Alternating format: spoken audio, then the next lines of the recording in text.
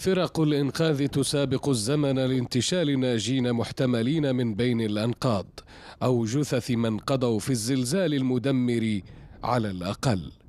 رائحة الموت تسود في المكان هنا في قرية تلاتن يعقوب بإقليم الحوز، أحد أكثر المناطق تضرراً. عزلت الانهيارات الصخرية المتواصلة على الطرقات قرى بأكملها لتعرقل وصول فرق الإغاثة. طائرات الجيش هي المنفذ هنا لنقل الضحايا والمصابين إلى المستشفيات القريبة. خرجت من تحت الأرض، لقيت الوالد والوالدة كيغوتوا بالجهد، وعباد الله ولدي مات، بنتي مات، غنقول لك جداتي حتى هي. صافي لقيت داك الموقف، ما عرفتش ندير. صافي كتعيط جده من واحد الضوايه صغيره، كتعيط كتقول له غير رسوا عليا الجاج. دمار وأهوال شهدها سكان هذه المنطقة في قرية ويرغان. تداعت البيوت على سكانها، من نجوا هم اليوم بلا مأوى.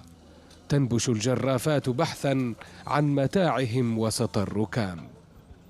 تشوف واحد المنزل اللي دوزتي فيه حياتك كامله، دوزتي فيه واحد 24 عام ولا واحد 25 عام، كتشوفو مردوم، ودالك واحد الوالده ديالك اللي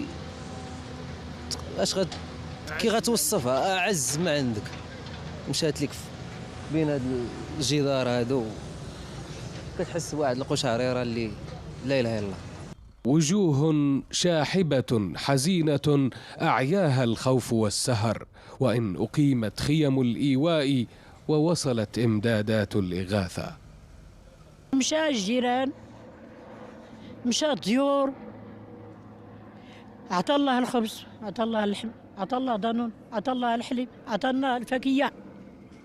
ولكن وليدي مشى الطيور، مشى الأحباب.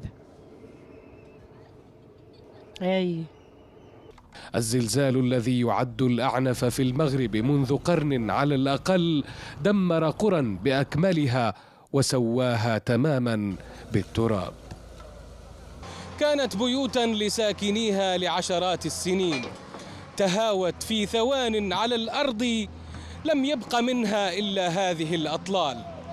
قد يعمر السكان ما دمره الزلزال، لكن أن يعود لهم عزيز فقدوه في هذه الفاجعة.